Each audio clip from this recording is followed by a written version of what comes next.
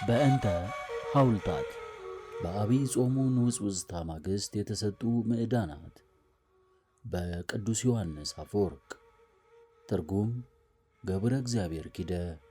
ክፍለ ትምህርት 1 ስለ ሆድህና ስለ ዘወትር በሽታ ብዛት ጥቂት ወይን ጠጣ። አንደኛ ጢሞቴዎስ ምዕራፍ 5 ቁጥር 23። ይህ ክፍለ ትምህርት ሁከቱ ከመነሳቱ ከ4 ቀናት በፊት የካቲት 21 ቀን እሁድ የተሰጠ ትምህርት ሲሆን ሁከቱ ከተነሳ በኋላ ከተሰጡት ትምህርቶች ጋር አብሮ መካተቱም ሊቁ ይህንን የመጀመሪያው ክፍለ ትምህርት እንደመነሻ እያደረገ በሌሎች ክፍለ ትምህርቶች ውስጥ ስለሚያነሳው ነው። ከላይ ርዕስ ያደረግነውን የሐዋርያው ቃል መነሻ በማድረግም ሊቁ በማዕረገ ቅስና እያለ በጥንታዊው የአንጾኪያ ቤተ ክርስቲያን አስተምሮታል። ሐዋርያውን ድምፅ፣ ሰማያዊውን መለከት፣ መንፈሳዊውንም በገና አድምጣችኋል። ምንም እንደ መለከት ድምፅ የሚያስፈራና የሚያስደነግጥ ቢሆንም በአንድ ጊዜ ጠላትንም ያሸብራል። ታላቅ የሆነ ብርታትንም አጎናጽፎም መንፈሰ ደካሞችን ይቀሰቅሳል። በአንቃዶ ለሚያዳምጡም ዲያብሎስን ድል የሚያደርጉበት ኃይል ያስታጥቃቸዋል። ዳግመኛም እንደ በገና ነፍስን ሰቅዞ የሚይዝ ስሜትን ይሰጣል። እረፍትን የሚነሳና ጠማማ ሐሳቦችንም ያስወግዳል። ደስ በሚያሰኝም ታላቅ የሆነ በረከትን በውስጣችን እንዲያድር ያደርጋል። እንግዲህ ዛሬ ሐዋርያው ቅዱስ ጳውሎስ ለጢሞቴዎስ የተለያዩ ደጋግ ነገሮችን ሲያስተምረው ሰምታችኋል። ስለ አንበሮተ እድ ሲጽፍለት እንዲህ ብሎታልና በማንም ላይ ፈጥነህ እጆችህን አትጫን፣ በሌሎች ኃጢአትም አትተባበር። አንደኛ ጢሞቴዎስ ምዕራፍ 5 ቁጥር 22። እንደዚህ አይነት በደል እንዴት የከፋ እንደሆነ እጃቸውን በመጫን ለክፋታቸው ኃይልን እንዲያገኙ አድርጓቸዋልና አንዳንድ ሰዎች ሌሎች በሚፈጽሟቸው ኃጢአቶች ቅጣት እንዴት እንደሚያገኛቸው በማሳየት ገልጦለታልና አሁንም ስለ ሆድህና ስለ ዘወትር በሽታ ብዛት ጥቂት ወይን ጠጣ ብሎታል። ከዚህም በተጨማሪ ዛሬ ስለ አገልጋዮች መገዛትና ስለ ንፉጎች ስንፍና እንዲሁም ስለ ባለጸጎች ትዕቢትና ስለ ሌሎች ብዙ ነገሮች አስተምሮናል። ተወዳጆች ሆይ ስለ እያንዳንዱ ነገር እኔ ልነግራችሁ አልችልምና ከተነበበው ኃይለ ቃል ውስጥ የትኛውን እነግራችሁ ዘንድ ትወዳላችሁ? አስቀድሞ በተነበበው ኃይለ ቃል ውስጥ ልክ እንደ አረንጓዴ መስክ እጅግ ብዙ አበቦችን፣ ልዩ ልዩ ጽጌረዳዎችንና ወይኖችን፣ ጥቂት የማይባሉ ጽጌያትንም አያለሁና በየቦታውም የተለያዩና እጅግ ብዙ የመንፈስ ቅዱስ ፍሬዎች ሞልተዋልና የሚያውድ መዓዛቸውን አስተውላለሁና። አዎ እንዲያውም መጽሐፍ ቅዱስ እንደ አረንጓዴ መስክ ብቻ ሳይሆን እንደ ገነት ነው። እንዴት ያላችሁኝ እንደሆነም እዚህ ላይ ያሉት አበቦች እንዲሁ መዓዛ ብቻ ያላቸው ሳይሆኑ ነፍስንም መመገብ የሚችሉ ፍሬም ጭምር አላቸውና ብዬ መልስላችኋለሁ። ታዲያ ቅድም ከተነበበው ኃይለ ቃል ውስጥ ለዛሬ የትኛውን ላቀርብላችሁ? ትንሽና ለመገንዘብም በጣም ቀላል መስሎ የሚታየንን ልናቀርብላችሁ ትወዳላችሁን? በእርግጥ ለእኔ ይህ መልካም ይመስለኛል። እናንተም በዚህ ሐሳብ እንደምትስማሙ አልጠራጠርም። መልካም። እናስ ለሁሉም ሰው ቀላልና ግልጽ መስሎ የሚታየው የትኛው ነው? እኮ የትኛው ነው? ስለ ሆድና ስለ ዘወትር ደዌህ ብዛት ጥቂት ወይን ጠጣ የሚለው አይደለምን? ስለዚህ የዛሬውን ትምህርታችንን በሙሉ በዚህ ርዕስ እናድርገው። ይህንንም የምናደርገው ውዳሴ ከንቱን ፈልገን አይደለም፣ ወይም አንደበተ ርቱዕነታችንን ለማሳየት አይደለም። የምንናገራቸው ነገሮች ጥንቱም የእኛ ሳይሆኑ መንፈስ ቅዱስ በረድኤቱ የሚገልጥልን ናቸውና።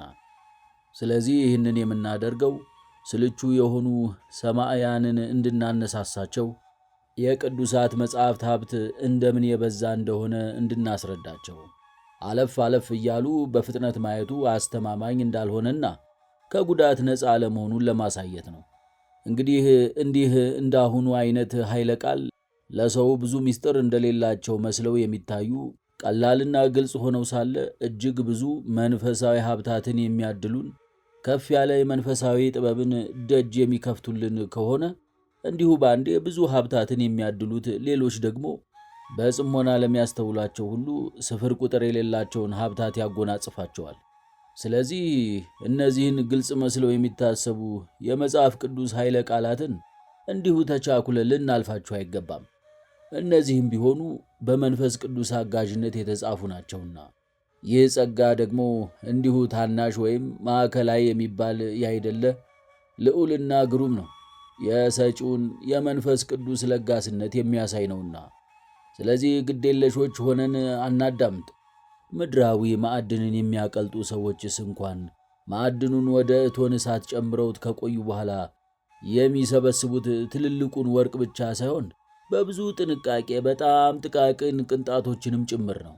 እኛም ወደ እቶን በመጣል ሳይሆን በልቦናችሁ ትከሻ ላይ በማከማቸት ምድራዊ እሳትን በማቀጣጠል ሳይሆን የመንፈስ ቅዱስ እሳትን በማብራት ከሐዋርያዊ ማዕድናት የተገኘን ወርቅ የምናቀልጥ እንደመሆናችን መጠን በታላቅ ትጋት ሆነን ጥቃቅን ቅንጣቶችንም ጭምር ልንሰበስብ ይገባናል።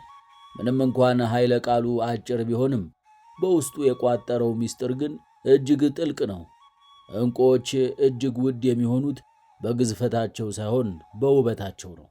ቅዱሳት መጻሕፍትን ማንበብም እንደዚሁ ነው። የዚህ ዓለም ትምህርት፣ የግሪክ ፍልስፍና እርባና ቢስ የሆነ ነገር በገፍ ያቀርባል። ሰሚዎቹንም ከንቱ በሆነ የአረፋ ዥረት ያጥለቀልቃቸዋል። በመጨረሻም ባዶ እጅንና ያላንዳች በብዛትም ይሁን በጥቂቱ ጥቅምን ሳይሰጥ ይሰዳቸዋል። የመንፈስ ቅዱስ ጸጋ ግን እንደዚህ አይደለም። ከዚሁ በተቃራኒ በትንሽ አረፍተ ነገሮች አማካኝነት በማስተዋል ለሚከታተሉ ሰዎች መንፈሳዊ ጥበብን ያሳድርባቸዋል። የተቀበሏት አንዲት አረፍተ ነገርም ለሕይወት ዘመናቸው ጉዞ ሁሉ በቂ የሆነ የሀብት ምንጭ ትሆናቸዋለች። ስለዚህ ስለ ሆድህና ስለ ዘወትር ደዌህ ጥቂት ወይን ጠጣ በሚለው ኃይለ ቃል ውስጥ ያለው ድልብ እጅግ ብዙ ስለሆነ ራሳችንን እናንሳ። እኔም ትምህርታችንን በጣም ጥልቅ በሆነ መንገድ ለማቀበል ራሴን እያዘጋጀው ስለሆነ በንቁ ልቦና ሆነን የተነገረውን እንቀበለው። ይህ ትምህርት ለብዙዎች እንደሚመስላቸው ከዓላማው የወጣና አላስፈላጊ፣ ከዚህም የተነሳ እንዲህ ብለው ለመናገር ይቸኩላሉ። ይህንን ከመምህሩ ለመማር እስከ መጠበቅ ደርሶ ጢሞቴዎስ ራሱ ምን ማድረግ እንዳለበት እንኳን አያውቅም ነበርን? መምህሩስ ቢሆን እንዲሁ በቃል ከመንገር አልፎ በሚልክለት መልእክቱ ላይ እንደዚህ አይነት ሐሳብን መጻፍ ነበረበትን? ለብዙ ሰዎች በሚጽፈው ደብዳቤ ላይ ለደቀ መዝሙሩ እንደዚህ አይነት ነገሮችን ሊመክረውስ አያሳፍረውምን? ስለዚህ ይህ ትምህርት መልእክቱ ከተጻፈበት ዓላማ ያልወጣ እጅግ ከፍ ያለና ጠቃሚ እንደሆነ፣ ይህም የሆነው ከራሱ ከቅዱስ ጳውሎስ ሳይሆን ከመንፈስ ቅዱስ እንደሆነ፣ ይህ ትእዛዝ እንዲሁ በቃል ብቻ እንዲነገረው ሳይሆን እንዲጻፍና በመልእክቱ አማካኝነት ለትውልድ ሁሉ እንዲተላለፍ መደረጉ ለምን እንደሆነ ታውቁ ትረዱም ዘንድ አሁኑኑ ይህንን ወደ ማስረዳት አልፋለሁ። አስቀድመው ከተገለጹት ይህ ትምህርት ከመልእክቱ አጠቃላይ ዓላማ የወጣና አላስፈላጊ ነው ከሚሉት ሰዎች በተጨማሪ ሌሎች ደግሞ አሉ። እነዚህ ሌሎች ሰዎች ግራ የሚያጋባቸው ነገር እንዲሁ ቀላል አይደለም።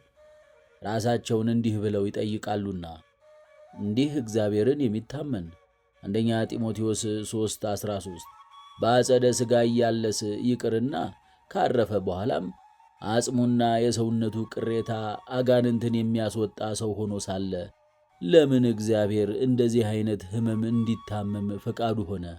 ምክንያቱም የታመመው ዘወትር ለረዥም ጊዜያትም ጭምር እንጂ እንዲሁ ለአንድ ቀን ብቻ አይደለም። በእነዚህ ተደጋጋሚና ለረዥም ጊዜ በሚቆዩ ሕመሞች ለአፍታ ያህል እንኳን ፋታ እንዲያገኝ አልፈቀደለትም። ታዲያ እንዴት እንዲህ ሊሆን ቻለ? ከራሱ ከቅዱስ ጳውሎስ ኃይለ ቃላት እንደምንረዳው ስለ በሽታህ አይደለም የሚለው፣ ስለ በሽታህ ብዛት እንጂ። ስለ በሽታህ ብዛት ብቻም አይደለም፣ ከሕመሙ ምንም ፋታ እንደሌለው ግልጽ በሆነ አነጋገር ስለ ዘወትር በሽታህ ብዛት እንጂ። ያም ሆነ ይህ እንዲህ ብለው የሚጠይቁትም ሆኑ ሌሎች ለረጅም ጊዜ በቆየባቸው ሕመም የተነሳ ተስፋ የቆረጡ ሁሉ ይህንን ያድምጡ። ጥያቄው የተነሳው ግን ጢሞቴዎስ ቅዱስ ሆኖ ሳለ በመታመሙ ያውም ለዘወትር መታመሙ ብቻ ሳይሆን አብሮም እንዲህ ታማሚ ሆኖ ሳለ የዓለምን ሁሉ ኃላፊነት ስለተሰጠው ጭምር ነው። ምናልባት ከገዳማውያን በዓት ዘግተው ከሚኖሩት ከዚህም ዓለም ሐሳብ ርቀው ከተለዩት መናንያን አንዱ እንዲሁ ቢሆን ኖሮ ጥያቄው ይህንን ያህል ክብደት ባላገኘ ነበርና። ነገር ግን ጢሞቴዎስ ሌሎች ብዙ መከራዎችን የሚቀበል ነው። የብዙ አብያተ ክርስቲያናት እረኛ ነው። ብዙ ከተማዎችንና አገራትን ያስተዳድራል። ምን ይሄ ብቻ! በዚህ ሁሉ ደዌ ተይዞ ሳለም በፍጥነትና በትጋት ሆኖ መላውን ዓለም እንጂ በጥንቃቄ ሆኖ ለማያስተውለው ሰው ግራ ሊያጋባ የሚችለው እንግዲህ ይሄው ነው። ምንም እንኳን ለእርሱ ለራሱ ባይሆንም ቢያንስ ለሌሎች ሰዎች ሲባል ጤና ቢኖረው አስፈላጊ ነበርና። ተቃዋሚ እጅግ ልዩ የጦር መሪ ጄኔራል ነበር እንዳለ ጦርነቱን የቀሰቀሰው እርሱ ነው። ያውም በኢያማንያን ላይ ብቻ ሳይሆን በአጋንንትና በራሱ በዲያብሎስ ላይም ጭምር ጠላት ያለ የሌለ ኃይሉን ሁሉ በማሰማራት አጥምዷቸዋል። ይህ ሰው ግን ምንም የታመመ ቢሆንም እንኳን ስፍር ቁጥር የሌላቸውን ሰዎች ወደ እውነት መመለስ ተችሎታል። ዲያብሎስም እንዲህ አለ። ሌላ ምንም ጉዳት ባይደርስበትም እንኳን ይሄ ደዌ ብቻውን ምዕመናንን ተስፋ ለማስቆረጥ በቂ ነበር። ወታደሮች የጦር መሪያቸውን የአልጋ ቁራኛ ሆኖ ሲያዩት ተስፋ የሚቆርጡና ከውጊያው ሜዳ የሚሸሹ ከሆኑ ምዕመናን ደግሞ ከዚህ የበለጠ ሰዋዊ ተፈጥሯቸው አስገድዷቸው ብዙ ድንቆችን ያደረገ መምህራቸው ታሞ ያውም በዘወትር ደዌ የሥጋ ስቃይ ተይዞ ሲመለከቱት ይበልጥ ተስፋ ሊቆርጡ ይገባቸው ነበርና። ይህ ግን በፍጹም አልሆነም። እነዚህ ተጠራጣሪዎች አሁንም ቢሆን ሌላ ጥያቄ ይጠይቃሉ፣ እንዲህ በማለት ጢሞቴዎስ ይህን ያህል ታሞ ሳለ ራሱን ያልፈወሰው ወይም መምህሩ ያላዳነው ስለምንድን ነው? ሐዋርያት ሙታንን ሲያስነሱ፣ አጋንንትን ሲያወጡ፣ ሞትንም እጅግ በቀላሉ ድል ሲያደርጉ የአንድ ሕመምተኛው ሰው ጤናን ግን መመለስ አቃታቸው። ምንም እንኳን ከሌሎች አካላት አንጻር በአጸደ ሥጋ ሳሉም ሆነ ከሞቱ በኋላ እጅግ ከፍ ያለ ኃይልን ማሳየት ቢችሉም የታመመ ሆድን ግን ማዳን አልተቻላቸውም። ከዚህ በላይ የሚደንቀው ደግሞ ጳውሎስ በዚህ አያፍርም። በአንዲት ቃል ብቻ እጅግ ብዙና ታላላቅ ምልክቶችን ያደረገ ሆኖ ሳለ ለጢሞቴዎስ ሲጽፍና ይድን ዘንድ ወይን እንዲጠጣ ሲመክረው ምንም አያወላውልም። ወይንን መጠጣት ነውር አይደለም። እግዚአብሔር ይህንን ያርቀው። እንደዚህ አይነት ትምህርቶች የመናፍቃን ናቸውና። ይልቁንስ እጅግ የሚያስደንቀው ንዑድ ክቡር የሚሆን ጳውሎስ አንዲት የሰውነት ብልት ታማ ያለ ወይን እርዳታ ማደን አለመቻሉን እንደ ውርደት አለመቁጠሩ ነው። እንዲያውም ማፈሩ ሲቅርና ጭራሽ ለትውልድ ሁሉ ይህንን ግልጽ አድርጎ አስቀመጠው። እንግዲህ ርዕሰ ጉዳዩ እስከምን ጥልቀት ድረስ እንዳመጣ ነው። እንዲሁ ስትታይ ትንሽ የምትመስለው አረፍተ ነገሯ በውስጧ ምን ያህል የብዙ ጥያቄዎችን እንደቋጠረች ተመልከቱ። መልካም። አሁን ደግሞ ትኩረታችሁን አነሳስተን አስተማማኝ በሆነ የልቦናችሁ ሰሌዳ ላይ የህሌናችሁ ጓዳ ማስቀመጥ ይቻለን ዘንድ ጥያቄውን በዚህን ያህል ጥልቀት ስላየነው አሁን ወደ መፍትሄው እንለፍ።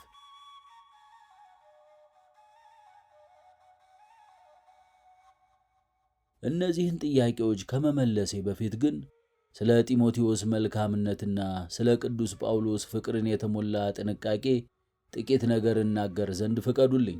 እጅግ በጣም ሩቅ አገር የሚኖርና በብዙ ሐሳቦች ተይዞ ሳለ ስለ ደቀ መዝሙሩ ሆድ ሕመም የተጨነቀና ሕመሙ እንዴት መፈወስ እንዳለበት በጥንቃቄ ከጻፈው ከዚህ በላይ ማን አፍቃሪ ሰው አለ? የጢሞቴዎስን መልካምነትስ ምን ሊተካከለው ይችላል? የተወደደው ጢሞቴዎስ ድሎትን አብዝቶ ንቋልና የትህርምት ሕይወትን አብዝቶ ከመኖርና ከጥብቅ ጾም የተነሳ እስኪታመም ድረስ የላመ የጣመ ማዕድንን ቸል ብሏልና ጥንቱም ታማሚ ሰው እንዳልነበረ በጾምና ውሃን ብቻ በመጠጣት የሆዱን ብርታት እንዳደከመ ይህንንም ንዑድ ክቡር የሚሆን ጳውሎስ ግልጽ አድርጎ ይነግራችኋልና። ምክንያቱም እንዲሁ ጥቂት የወይን ጠጅ ጠጣ አላለውምና ከዚያም አስቀድሞ ወደፊት ውሃ ጠጣ በማለት ወይንን እንዲጠጣ ይመክሯል እንጂ ወደፊት የምትለው አገላለጽ እስከዚያ ሰዓት ድረስ ውሃ ይጠጣ እንደነበርና ከዚህም የተነሳ ሕመሙ እንደመጣበት ማሳያ ነችና።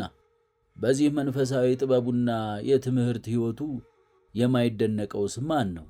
ማደሪያውን በሰማያት አደረገ፣ ወደ ምግባር ማማም ወጣ። መምህሩም ይህንን ሲመሰክር እንዲህ ሲል ተናገረ። የምወደውንና የታመነውን በጌታ ልጄ የሆነውን ጢሞቴዎስን ልኬላችኋለሁ። አንደኛ ቆሮንቶስ ምዕራፍ 4 ቁጥር 17። ቅዱስ ጳውሎስ ልጄ ያውም የምወደውንና የታመነውን ልጄ ብሎ ሲጠራው ጢሞቴዎስ ሁሉንም አይነት ምግባር ትሩፋቱን ገንዘብ ያደረገ እንደሆነ በቂ ማሳያ ነው። ይህስ እንደምን ነው ያላችሁኝ እንደሆነም ቅዱሳን የሚሰጧቸው አስተያየቶች ከአድሎ ነፃ በሆነ መንገድ እንጂ ለሰውየው ካላቸው ወዳጅነት ወይንም ጠላትነት አንጻር አይደሉምና ብዬ መልስላችኋለሁ። ስለሆነም ጢሞቴዎስ የቅዱስ ጳውሎስ የሥጋ ልጁ ቢሆን ኖሮ እንዳሁኑ እጅግ የሚያስቀና ባልሆነ ነበር። የሥጋ ዝምድና ስለሌላቸው ግን ቅዱስ ጳውሎስ ጢሞቴዎስን በሐዋርያነት የወለደው ልጁ መሆኑን ገለጠ። በዚህም በሁሉም ረገድ መንፈሳዊ ጥበቡ እንደምን የላቀ እንደሆነ አሳየ። ወይፈን ከበሬ ጋር እንደሚጠመድ ሁሉ ጢሞቴዎስም በየትኛውም ስፍራ ቢሆን የቅዱስ ጳውሎስን ቀንበር አብሮ ይሸከም ነበርና ዘወትር ዝግጁ በሆነ ነፃ ፈቃዱ መምህሩን በድካሙ ይመስለው ዘንድ ይተጋ ነበር እንጂ ወጣትነቱን ምክንያት አድርጎ ወደ ኋላ አላለም።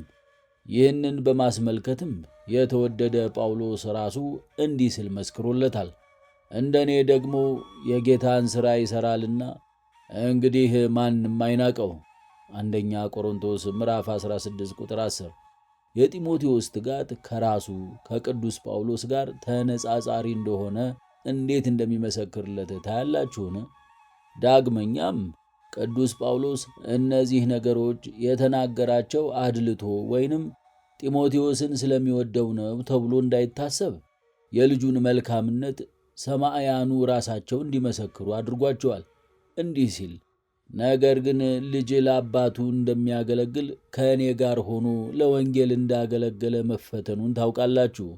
ፊልጵስዩስ ምዕራፍ 2 ቁጥር 22 ላይ ይኸውም መልካምነቱንና የልቡን ቅንነት እንደምን እንደሆነ እናንተው ራሳችሁ ምስክሮች ናችሁ ሲል ነው።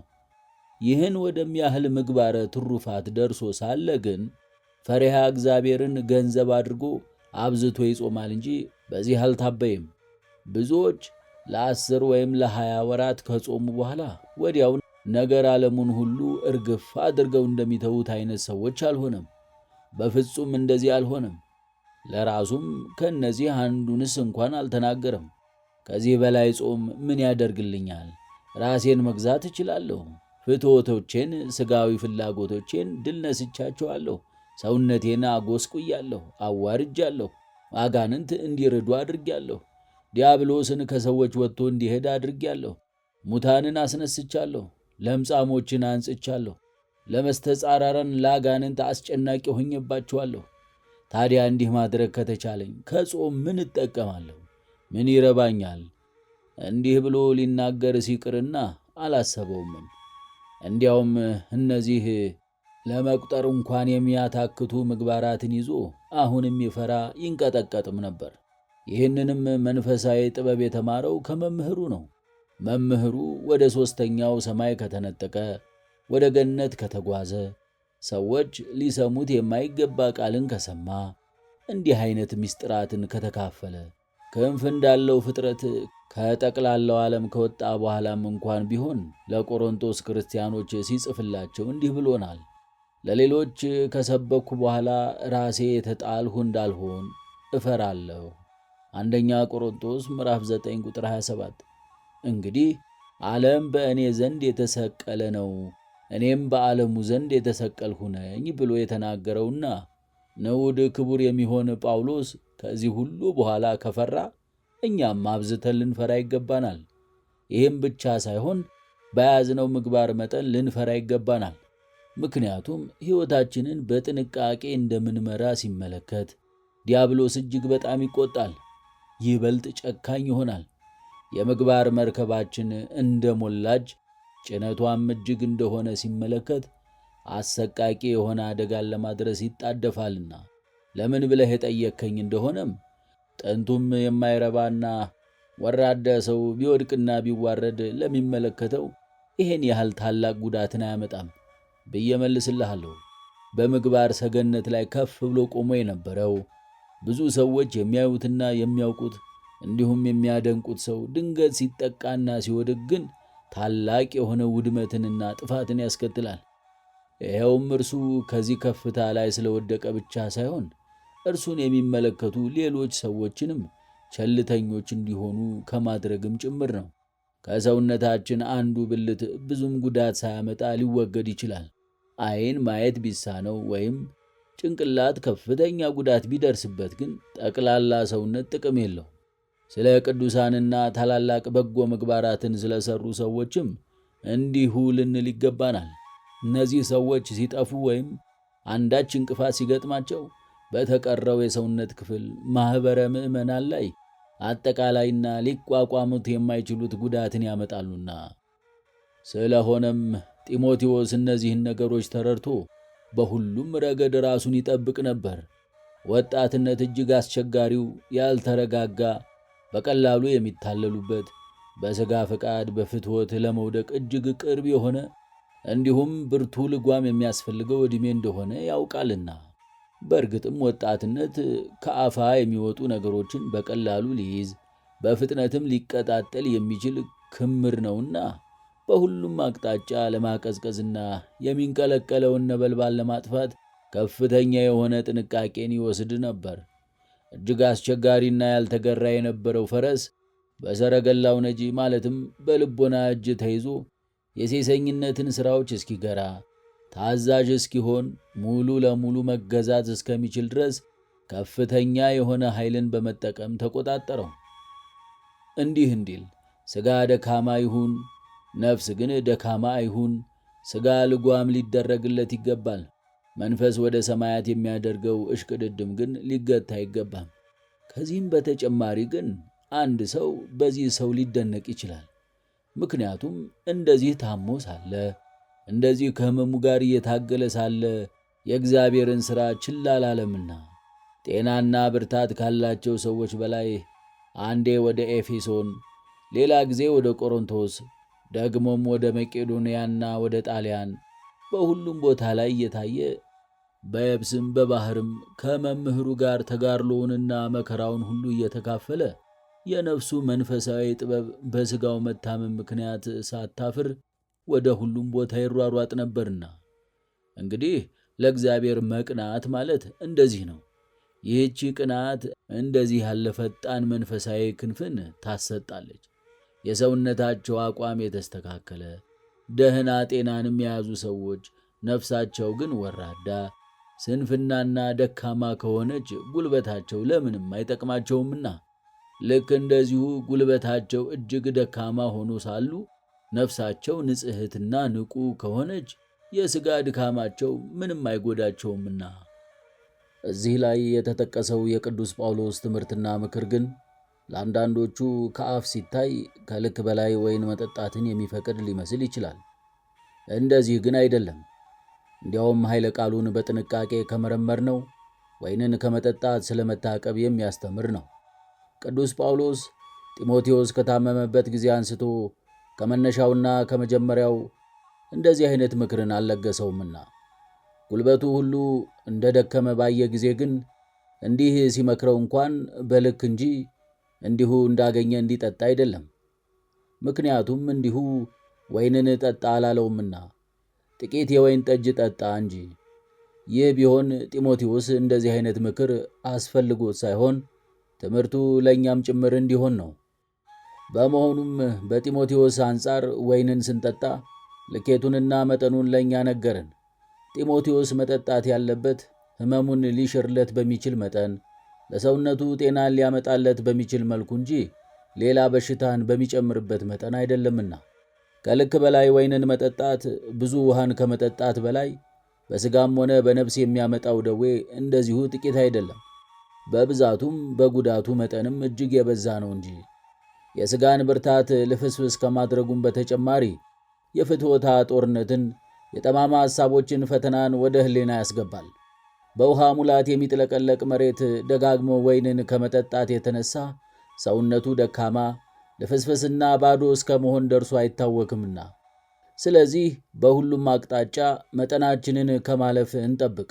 ፈንጠዝያን ከኛ በማራቅ የሰውነታችንን ጤንነት እንጠንቀቅ። ወይን የሰውን ልብ ደስ ያሰኛል እንደተባለ እግዚአብሔር ወይንን የሰጠን ራሳችንን እንድንገዛበት እንጂ እንድንሰክርበት፣ እንድንደሰትበት እንጂ ራሳችንን እንድናሳምምበት አይደለምና። አንተ ግን የሐዘንህን ምክንያት አደረግከው። ከልክ በላይ ጠጥተው የሰከሩ ሰዎች ቁጦዎችና ሐሳባቸው ሁሉ በጨለማ የተዋጠ ነውና። ወይን በልክ ሲሆን ደገኛ መድኃኒት ነው። ስለ ሆድህና ስለ ዘወትር ደዌህ ብዛት ጥቂት ወይን ጠጣ የሚለው ኃይለ ቃል በእግዚአብሔር ፍጥረት ላይ ክፉን ለሚናገሩ መናፍቃንም ጥሩ መልስ ነው። ምክንያቱም ወይን ከተከለከሉ ነገሮች መካከል ቢሆን ኖሮ ንዑድ ክቡር የሚሆን ጳውሎስ እንዲህ ባልፈቀደው ነበርና፣ ጢሞቴዎስም እንዲጠጣ ባልተነገረው ነበርና። ዳግመኛም ለመናፍቃንም ብቻ ሳይሆን ከወንድሞቻችን መካከልም ሰዎች ሰክረው ራሳቸውን ሲያዋርዱ ሲያዩ የሰከሩትን ሰዎች ከመገሰጽ ይልቅ የእግዚአብሔር ፍጥረት የሆነውን ወይን በመቃወም ወይን በጭራሽ አያስፈልግም ለሚሉ የዋሃን መልስ ነው። ስለዚህ ለእንደዚህ አይነት ሰዎች እንዲህ ልንላቸው ይገባል። በጭራሽ የሚሰክር ሰው አይኑር። ወይን የእግዚአብሔር ፍጥረት ሲሆን ስካር ግን የዲያብሎስ ሥራ ነውና። ስካርን የሚያመጣው ራስን አለመግዛት እንጂ ወይን አይደለም። ስለዚህ ሞትን ወዳጅ ያደረገ ሰነፉን ሰው እንጂ የእግዚአብሔርን ፍጥረት የሆነውን ወይን አታንቋሽ። አንተ ግን በደለኛውን ሳትገስጽና ሳታቀና ቸሩ አምላክህን ናቅኸው።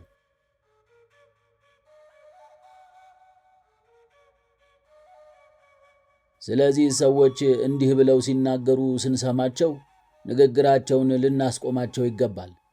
ስካርን፣ አዎ የክፋቶች ሁሉ ስር የሆነውን ስካርን የሚፈጥረው ወይንን መጠጣት ሳይሆን በልክ አለመጠጣት ነውና። ወይን የተሰጠው የነፍስን ብርታት ለማዋረድ ሳይሆን የሰውነትን ድካም ለማደስ ነበር።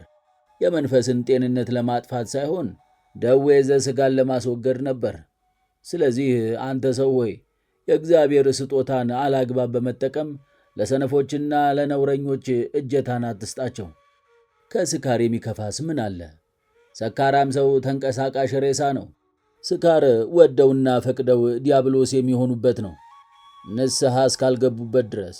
ይቅርታ የሌለው ደዌ፣ ምሕረት የሌለው ውድቀት ሰውን በጠቅላላ የሚያዋርድ ነው።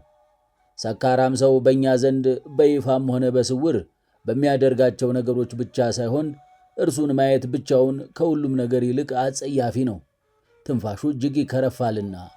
የሰካራም ሰዎች ግሳት፣ ማፋሸግና ንግግር ሁሉ የሚቀረናና አስቀያሚ ነው። በሚያያቸውና በሚያናግሯቸው ዘንድ የተጠሉ ናቸው። ከዚህ ሁሉ የከፋው ደግሞ ይህ በሽታ ንስሐ ካልገቡ ለሰካራሞች መንግሥተ ሰማያት እንዳይገቡ ማድረጉ ነው። የዘላለም በረከትን እንዳያገኙ ያደርጋቸዋል። በዚህ ዓለም ከሚያገኛቸው ውርደት በላይ ትሉ የማያንቀላፋ እሳቱ የማይጠፋ ምረረ ገሃነምም በዚያ ይጠብቃቸዋል። ስለዚህ ይህንን ክፉ ልማድ ከእኛ ዘንድ እናስወግድ። ንዑድ ክቡር የሚሆን ጳውሎስ ጥቂት ወይን ጠጣ ያለውንም እናዳምጥ። ይህችን ጥቂት ወይንን እንኳን የፈቀዳት ስለ ሆዱ ሕመም ነውና። ጢሞቴዎስ እንዲህ ባይታመም ኖሮ ጥቂቷንም ብትሆን ለደቀ መዝሙሩ ባላስገደደው ነበርና። አስፈላጊ ሆነው የተሰጡንን መብሎችንና መጠጦችንስ እንኳን በወቅታትና በሁኔታዎች ተገደን ከልክ በላይ ልንጠቀምባቸው አይገባምና በየትኛውም መንገድ ቢሆን ከመጠናችን ልናልፍ ወይንም ምንም ይሁን ምን ያለ ዓላማና ያለ ግብ ልንተገብር አይገባንምና።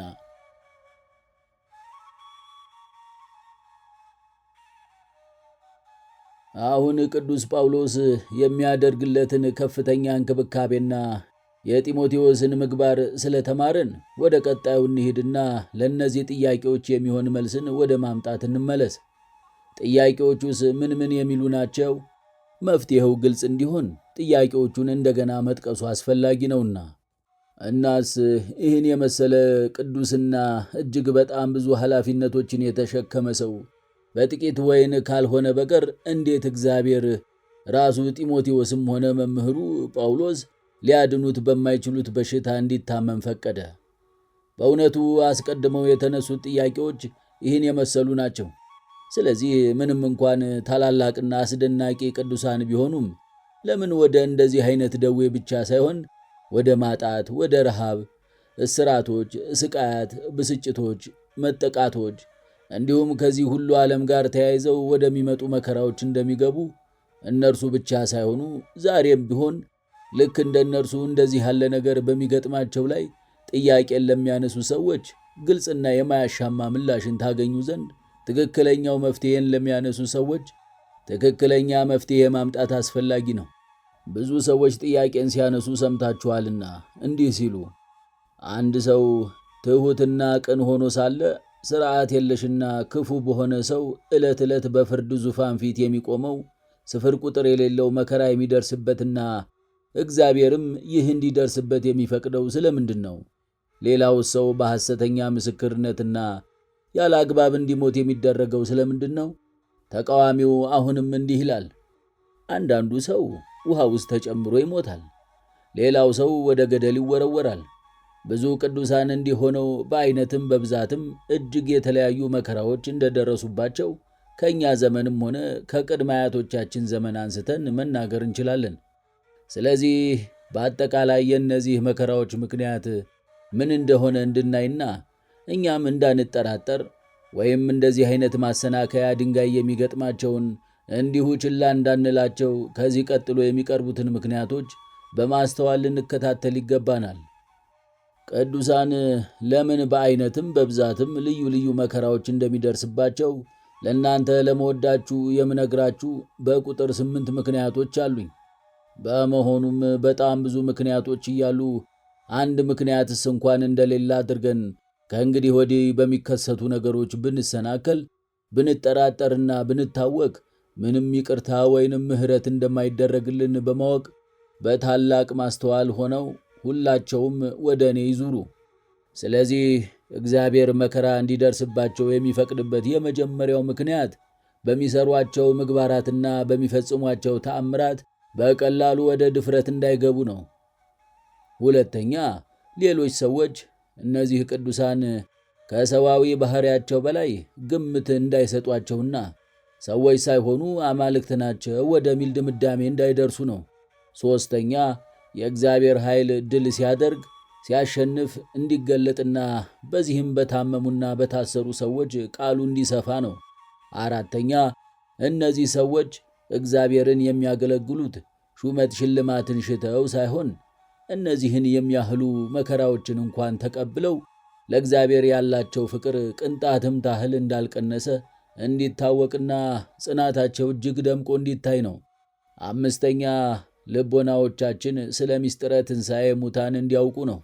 ምክንያቱም አንድ ጻድቅና የምግባሩ ሀብት የበዛለት ሰው እልፍ ጊዜ መከራዎችን ሲቀበል ብታይ ምንም እንኳን ወደህና ፈቅደህ ባይሆንም ሊመጣ ስላለው ፍርድ ማለትም እነዚህ ሰዎች እነዚህን የሚያህሉ መከራዎችን የሚቀበሉት ለራሳቸው ካልሆነ ያለ አንዳች ደሞዝና ክብር ካልሆነ እግዚአብሔርም እንዲህ የሚደክሙትን ያለ አክሊል ሽልማት ይሰዳቸው ዘንድ እንደዚህ ያለ ነገር ይደርስባቸው ዘንድ ባልፈቀደ ነበር ብለህ ለማሰብ ትገደዳለህ። ስለዚህ ዕለት ዕለት ለሆነ ድካማቸው ዋጋቸውን የማያሳጣቸው ከሆነ ግን የዚህ ዓለም ሕይወት ካለፈ በኋላ ለአሁኑ ድካማቸው አስበ ማጻቸውን የቱርፋታቸውን ዋጋ የሚቀበሉበት የሆነ ጊዜ ሊኖር ግድ ነው። ስድስተኛ፣ ብዙ እጽዋት ወመከራ የሚደርስባቸው ሰዎች እነዚህ ቅዱሳን ምን ምን መከራ ይደርስባቸው እንደነበር አስታውሰው መጽናናትን እንዲያገኙ ነው። ሰባተኛ፣ የእነዚህን ሰዎች ምግባር ጠቅሰን ስንነግራችሁና እያንዳንዳችሁን ጳውሎስን ምሰሉት፣ ከጴጥሮስ የሚበልጥ ሥራን ስሩ ብለን ስንመክራችሁ ምግባራቸውን እየተመለከታችሁ እንደኛ ሰዎች አልነበሩም ብላችሁ እነርሱን አብነት ከማድረግ እንዳትሰንፉ ነው። ስምንተኛ፣ አንድን ሰው የተባረከ ነው ወይም በተቃራኒው ነው ብሎ ለመጥራት አስፈላጊ ሆኖ ሲገኝ ማንን ብሩክ ማንን ደግሞ ሐዙን ወይንም ሐዘንተኛ እና እርጉም አድርገን ልንቆጥር እንደሚገባን እንድናውቅ ነው። ምክንያቶቹ እንግዲህ እነዚህ ናቸው። ነገር ግን ሁሉንም ከመጽሐፍ ቅዱስ አንጻር ልንመለከታቸው እነዚህ የተባሉት ነገሮችም በሙሉ ሰው ከልቦናው አንቅቶ የተናገራቸው ሳይሆኑ በቀጥታ የመጽሐፍ ቅዱስ አረፍተ ነገሮች እንደሆኑ ማየት አስፈላጊ ነው። ዳግመኛም እንዲህ የምናደርገው የምንናገረው ነገር ታላቅ ቦታ እንድትሰጡትና በሕሊናችሁ ጓዳ በልቦናችሁ ሰሌዳ እንድታኖሩት ነው።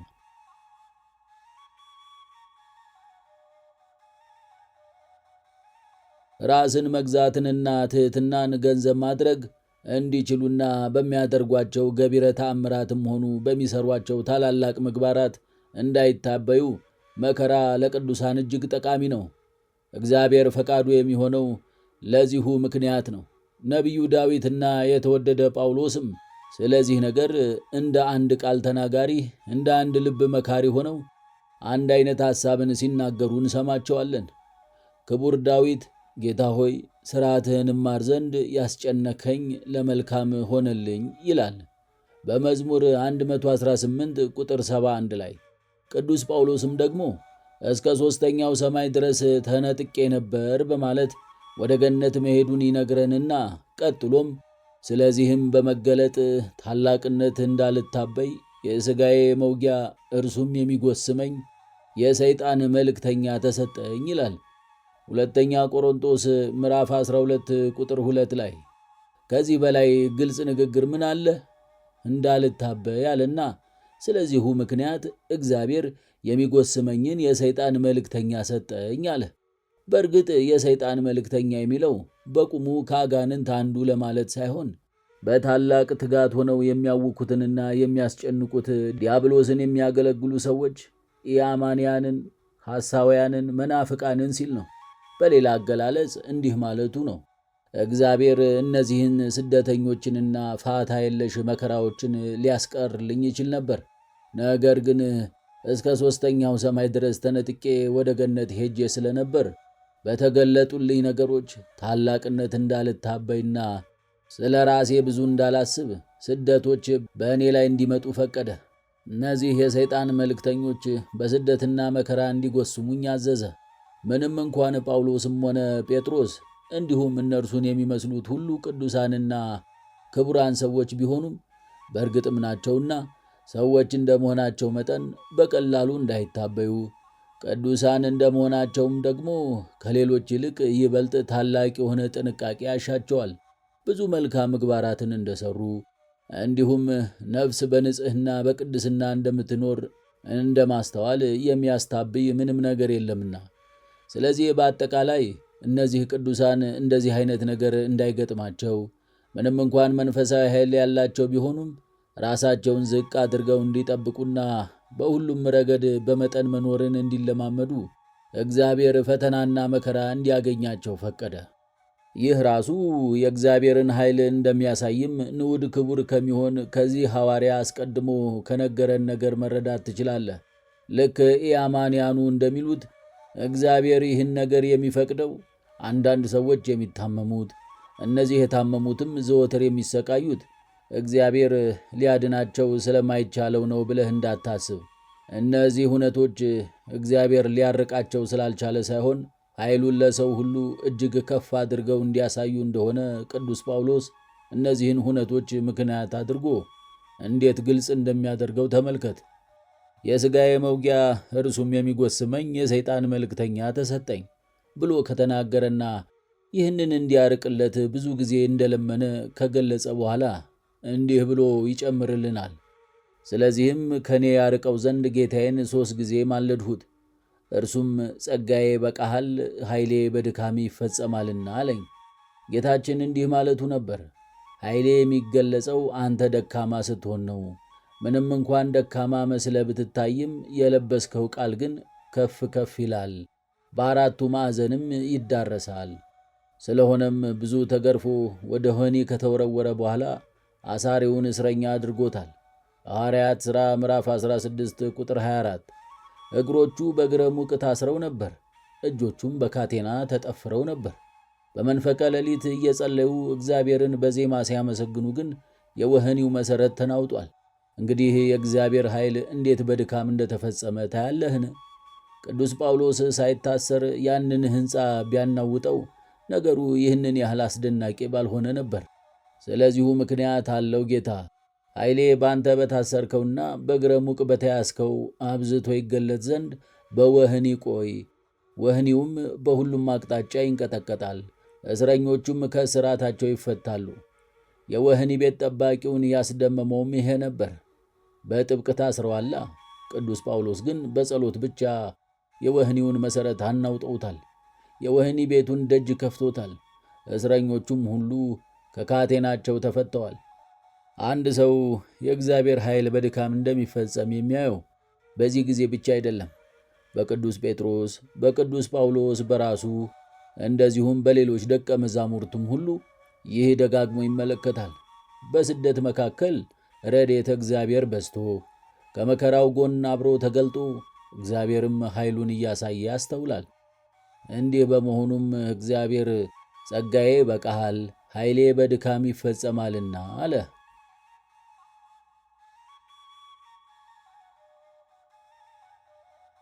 ነገር ግን መከራን እየታገሱ ካልተመለከቷቸው በቀር ብዙ ሰዎች ስለ እነዚህ ቅዱሳን ሲያስቡ ከሰዋዊ ባህሪ በላይ አድርገው እንዳያስቧቸው ንዑድ ክቡር የሚሆን ጳውሎስ በዚህ ጉዳይ ላይ እንዴት ይፈራ እንደነበር አድምጥ። እንዲህ አለውን፣ ልመካ በወድስ ሞኝ አልሆንም፣ እውነቱን እላለሁና። ነገር ግን ማንም ከሚያይ ከእኔም ከሚሰማ የሚበልጥ አድርጎ እንዳይቆጥረኝ ትቻለሁ። ሁለተኛ ቆሮንቶስ ምዕራፍ 12 ቁጥር 6። ምን ማለቱ ነው ግን? እንዲህ ሲል ነው፣ ስለ ታላላቅ ተአምራት ብዙ ማለትን እችላለሁ። ነገር ግን ስለ ተአምራቱ ታላቅነት ስናገር ሰዎች ስለ እኔ ያላቸው ሐሳብ ከሚገባው በላይ እንዳይሆን ይህንን እናገር ዘንድ አልፈቅድም። የተወደደው ጴጥሮስም ከሐዋርያው ዮሐንስ ጋር ሆነው አንካሳውን ሰው ከፈወሱትና ብዙዎች በዚህ በተደነቁ ጊዜ ይህንን ያደረጉት በራሳቸው ኃይል ወይንም በሥጋ ጉልበታቸው እንዳልሆነ ሕዝቡን ያሳምኗቸው ዘንድ እንዲህ ብሏል።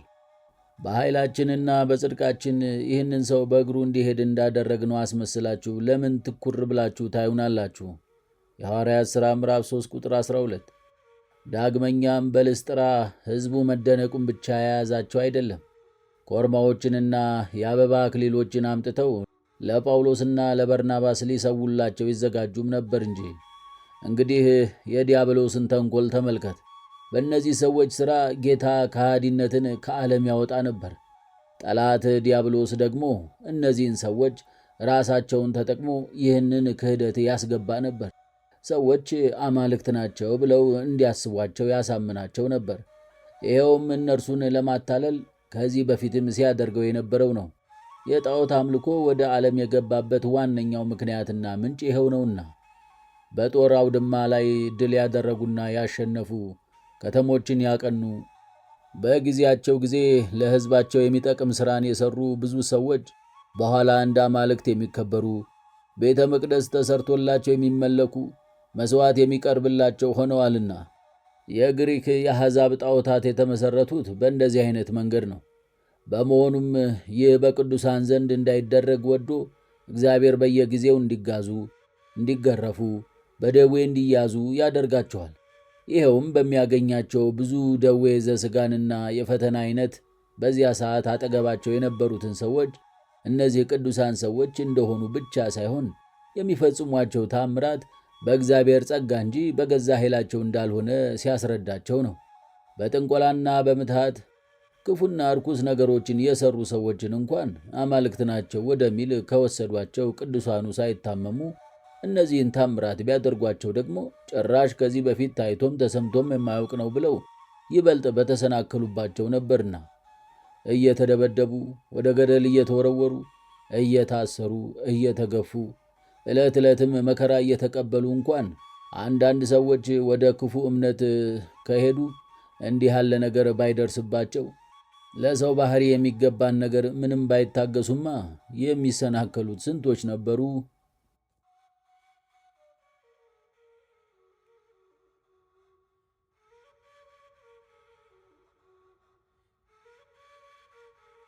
እንግዲህ እግዚአብሔር በቅዱሳኑ ላይ መከራ እንዲደርስ የሚፈቅድበት ሦስተኛው ምክንያት ይኸው ነው። አራተኛው ደግሞ ቅዱሳኑ ራሳቸው እግዚአብሔርን ተስፋ የሚያደርጉት ስለ አሁኑ ዓለም ብልጽግና ብለው ነው። ብሎ ማንም እንዳይጠረጥራቸው ነው። ፈቃደ ሥጋን በመፈጸም የሚኖሩ ሰዎች ብዙዎች ሲመከሩ ወደ መልካም ምግባር እንዲመጡ ሲጠሩና ቅዱሳኑ የተመሰገኑት በመከራ ብዛት ደስ ሲሰኙ ስለነበር እንደሆነ ሲሰሙ ከዚህ የተነሳ የቅዱሳኑን በጎ ምግባር ያጣጥላሉ። ሰዎች ብቻ ሳይሆኑ ዲያብሎስም ራሱ እንደዚህ አድርጓል። ኢዮብ ታላቅ የሆነ ባለጸግነትን በያዘ የተትረፈረፈ ሀብትን ባገኘ ጊዜ ያ ክፉ ጋኔን ስለዚሁ ምክንያት እግዚአብሔር ሲወቅሰውና የሚለውን ነገር ሲያጣ፣ እንደዚሁም በእርሱ ላይ የሚመጡትን ነቀፋዎች መልስ እንደሌለው ሲገነዘብ ወይም ከዚህ ጻድቅ ሰው ምግባር የሚተችበትን ሲያጣ ያመካኝበት ዘንድ በአንድ ጊዜ የተጠጋው እንዲህ በማለት ነውና፣ በውኑ ኢዮብ አንተን የሚፈራ በከንቱ ነውን? አንተ ቤቱን በዙሪያውም ያሉትን ሁሉ አላጠርህለትምን? መጽሐፈ ኢዮብ ምዕራፍ 1 ቁጥር 9 እስከ 10። እንዲህ ማለቱ ነበር። ያ ሰው እኮ መልካም የሆነው ስለምትሰጠው ክብርና ሀብቱን ስላትረፈረፍክለት ነው። እግዚአብሔርስ ምን አደረገ? ቅዱሳን እርሱን እግዚአብሔርን የሚያገለግሉት ስለሚሰጣቸው ምድራዊ ብዕል እንዳልሆነ ሊያሳየው ወዶ ሀብቱን ሁሉ ወሰደበት። ወደ ድህነት እንዲገባ አደረገው። በጽኑ ደዌ እንዲመታ አደረገው። ከዚያ በኋላ ሰይጣን ይህንን ያሰበው በከንቱ እንደሆነ ሲገስጸው እንዲህ ብሎታል። በከንቱ አጠፋው ዘንድ አንተ በእርሱ ላይ ምንም ብታንቀሳቅሰኝ እስካሁን ፍጹምነቱን ይዟል። ኢዮብ ምዕራፍ 2 ቁጥር 3። ለቅዱሳን እግዚአብሔርን ማገልገላቸው በራሱ ታላቅ ሽልማትና ደሞዝ ነው። ምክንያቱም ወዳጅ የተወዳጁን ትእዛዝ ማክበሩ በራሱ ለእርሱ በቂ ሽልማት ነውና ከዚህ ውጪ ሌላ ምንም አይፈልግም። ከዚህ የሚበልጥ ምንም ነገር እንዳለ አድርጎም አይቆጥርም። እንግዲህ በሰዎች ዘንድ እንደዚህ ከሆነ በእግዚአብሔር ዘንድ ደግሞ ከዚህ የበለጠ ነው። እግዚአብሔር ይህንን ይገልጥ ዘንድ ዲያብሎስ ከጠየቀው በላይ የሰጠው ለዚህ ነው። ምክንያቱም ሰይጣን እጅህን ዘርግተህ አጥንቱንና ሥጋውን ዳብስ ሲል፣ እግዚአብሔር ግን እንዲህ ሳያደርግ ለሰይጣን እነሆ ሥጋውንና አጥንቱን በእጅህ ሰጠሁህ አለው። ኢዮብ ምዕራፍ 2 ቁጥር 5 እስከ 6። የዚህ አፋዊው ዓለም ትግል ተጋጣሚዎችን ጉልበተ ብርቱዎች ናቸው። ሥጋዊ ጤንነታቸው ከፍ ያለ ነው። በዘይት በተነከረ ልብስ ተሸፋፍነው ሲወጡ ማንም ለይቶ አያውቃቸውም። ይህን አውልቀው ሲጥሉ ወደ ግጥሚያው ስፍራ ያለ ልብስ ሆነው ሲወጡ፣ ከምንም በላይ ደግሞ በእጆቻቸው እየተከለሉ ተመልካቾቻቸውን ሲያደንቁ ግን ከዚያ በኋላ እነርሱን ሊደብቃቸው የሚችል ምንም ነገር የለም። በኢዮብ የሆነውም እንደዚህ ነው። በሀብቱና በንብረቱ ተሸፍኖ ሳለ ምንም አይነት ስብዕና እንዳለው ለብዙ ሰዎች አይታይም ነበር። ልክ ትግል እንደሚገጥመው ሰው ልብሱን በጣለና የቅድስና ተቃዋሚ የሆኑትን ለመቃወም ራቁቱን በሆነ ጊዜ ግን የሚያዩትን ሁሉ አስደመማቸው። ኢዮብ ምዕራፍ 1 ቁጥር 21። እልፍ አእላፍ መላእክት የነፍሱን ጽናት አይተው እልል አሉ። አክሊሉን እንደተቀዳጀም አጨበጨቡለት። አስቀድሜ እንደተናገርኩት በሀብት በንብረት ተሸፍኖ ሳለ ኢዮብ ለብዙ ሰዎች አይታይም ነበር። በተውኔት መድረኩ ማለትም በዓለም መካከል ራቁቱን በሆነ ጊዜ ግን የነፍሱን ጽናት ብዙዎችን አስደነቀ። የነፍሱ ጽናት የታየው ሀብቱንና ንብረቱን በማጣቱ ብቻ አይደለምና በተጋድሎውና ከሕመሙ ጋር ተያይዞ ባሳየው ትዕግሥትም ጭምር እንጂ። አስቀድሜ እንደተናገርኩትም ራርተህለታል፣ ጽኑ መከራም በእርሱ ላይ አላመጣህበትም ብሎ ዲያብሎስ እንዳይናገር እግዚአብሔር ራሱ ኢዮብን አልመታውም። ከብቶቹን እንዲያሳጣበትና በሥጋው ላይ እንዲበረታበት ለተቃዋሚው ሰጠው እንጂ። እግዚአብሔር እንዲህ ሲያደርግም እንዲሁ ማለቱ ነበር። እኔ በዚህ መስተጋድል እተማመናለሁ። ስለዚህ በእርሱ ላይ ልታመጣው የምትፈቅደውን ማንኛውም አይነት ፈተና እንዳታመጣበት አልከለክልህም። ስለዚህ እጅግ አዋቂዎችና ፖላይስትራ ስፖርት የሰለጠኑ ሰዎች በጥበባቸውና በሰውነታቸው ጥንካሬ ተማምነው ብዙውን ጊዜ ተጋጣሚዎቻቸውን በፊታቸው ቆመው ሲያዩአቸው እንደማይፈሯቸው ይልቁንም ከተጋጣሚዎቻቸው በላይ በርትተው ይጥሏቸው ዘንድ አስበው የመጋጠሚያው ስፍራውን መሃል እንዲይዙ እንደሚያደርጓቸው ሁሉ እግዚአብሔርም ተጋጣሚውን በከፍተኛ ሁኔታ ካጠቃውና መሬት ላይ ዘርሮ ድል ካደረገው በኋላ የሚቀዳጀው አክሊል ሽልማት እጅግ ከፍ ያለ ይሆን ዘንድ ዲያብሎስ ይህንን ቅዱስ ሰው ወገቡን እንዲይዘው አደረገ።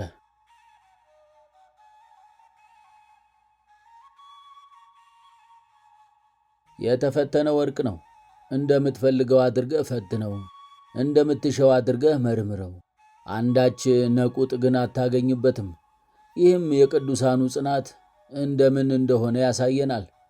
ይህ ብቻም ሳይሆን ጌታችን ክርስቶስ ሲነቅፏችሁና ሲያሳድዷችሁም በእኔ ምክንያት ክፉውን ሁሉ በውሸት ሲናገሩባችሁ ብፁዓን ናችሁ፣ ዋጋችሁ በሰማያት ታላቅ ነውና ደስ ይበላችሁ፣ ሐሴትም አድርጉ፣ ከእናንተ በፊት የነበሩትን ነቢያት እንዲህ አሳደዋቸዋልና እንዳለ ታላቅ የሆነ መጽናናትም ይሰጠናል።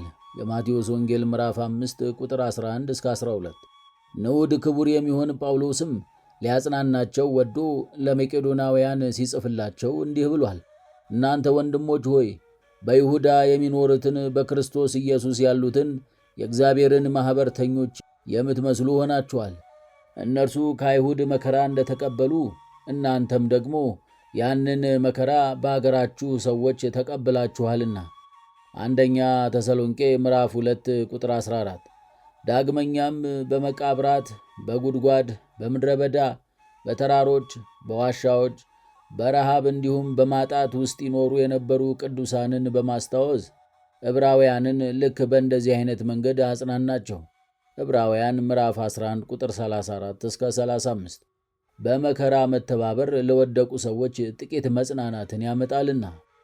ዳግመኛም ቅዱስ ጳውሎስ እንደ ሰው በኤፌሶን ከአውሬ ጋር ከታገልሁ ሙታንስ የማይነሱ ከሆነ ምን ይጠቅመኛል እንዳለ ይህ ሐሳብ ስለ ትንሣኤ ሙታን ወይንም መኖር ያስተምራል። አንደኛ ቆሮንቶስ ምዕራፍ 15 ቁጥር 32። ጨምሮም እንዲህ ብሏል፣ በዚህች ሕይወት ብቻ ክርስቶስን ተስፋ ያደረግን ከሆነ ከሰው ሁሉ ይልቅ ምስኪኖች ነን። አንደኛ ቆሮንቶስ ምዕራፍ 15 ቁጥር 19። እንዲህ ማለቱ ነው፣ በዚህ ዓለም ሕይወታችን ስፍር ቁጥር የሌላቸው መከራዎችን እንቀበላለን። ነገር ግን ተስፋ የምናደርገው ሌላ ሕይወት ከሌለን ከእኛ ሕይወት በላይ ምን ጎስቋላ ሕይወት አለ? ስለዚህ ጉዳዮቻችን በአሁኑ ዓለም አኳኋን የተገደቡ እንዳልሆኑ ይህ ማሳያ ነው። ከሚገጥመን መከራ ይህ ግልጽ ሆኖ ይታየናልና። ምክንያቱም እጅግ በጣም ብዙና ታላላቅ መከራዎችን የታገሱ ሕይወታቸውን በሙሉ ሊቆጠሩ በማይችሉ ፈተናዎችና ስቃዮች ያሳለፉ ቅዱሳን ታላላቅ የሆኑ ስጦታዎችን የማይቀበሉ ቢሆኑ ኖሮ እግዚአብሔር ይህ በእነርሱ ይደርስ ዘንድ አይፈቅድም ነበር። ይህ እንዲሆን የማይፈቅድ ከሆነ ደግሞ በንጽሕና በቅድስና ለመኖር ብለው የተጋደሉትን የሚያከብርበት ክብራቸውንም ዓለም ሁሉ በተሰበሰበበት አደባባይ ላይ የሚገልጥበት ሌላ ከዚህ የተሻለና የከበረ ሕይወትን እንዳዘጋጀ ያስረዳል። ስለዚህ አንድ ቅዱስ ሰው መከራ ሲገጥመውና ሲፈተን፣ ሲታመም፣ ሲደኸይ እንዲሁም የዚህ ዓለም ሕይወቱን እስከሚጨርስ ድረስ ለመቁጠር እንኳን የሚታክቱ ሌሎች ሐዘኖች ሲገጥሙት ስትመለከት ለራስህ እንዲህ በል፣ ትንሣኤና ፍርድ ባይኖር ስለ እግዚአብሔር ብለው ታላላቅ መከራዎችን የሚቀበሉ ሁሉ ያለ አንዳች ስጦታ ባዶ እጃቸውን የሚቀሩ ቢሆኑ ኖሮ አምላክ ይህንኑ ይሆን ዘንድ ባልፈቀደ ነበር። በመሆኑም እግዚአብሔር ከዚህ ዓለም ሕይወት ይልቅ እጅግ የሚጣፍጥና ደስ የሚያሰኝ ሌላ ሕይወትን እንዳዘጋጀ ይህ ያስረዳል። እንዲህ ባይሆን ኑሮ ግን ክፉዎች በዚህ ዓለም ሕይወት በተድላ በደስታ ቅዱሳኑም ስፍር ቁጥር በሌላቸው መከራዎች እየተሰቃዩ ይኖሩ ዘንድ ባልፈቀደ ነበር። ነገር ግን ለሰው ሁሉ እንደ ሥራው መጠን፣ ለአንዱ እንደ ክፋቱ፣ ለሌላው አንደኛው ክፋትን እየታገሰ ሲኖር፣ ሌላኛው ግን በተድላ በደስታ ሕይወት እየኖረ እያየ ስለ መታገሱ መጠን እንደ ትዕግሥቱ የሚያስረክበው ሌላ ሕይወት አለ። አሁን ደግሞ ቅዱሳን መከራን ስለሚቀበሉበት ሌላኛው ምክንያት ከመጽሐፍ ቅዱስ አንጻር ለማቅረብ ልሞክር። ያ ምክንያትስ ምን ነበር? እነርሱን እንድንመስል ስንመከር እነርሱማ ሰዎች አይደሉም ሌላ ባህሪ ያላቸው ናቸው እንጂ ብለን እንዳናስብ የሚል ነበር።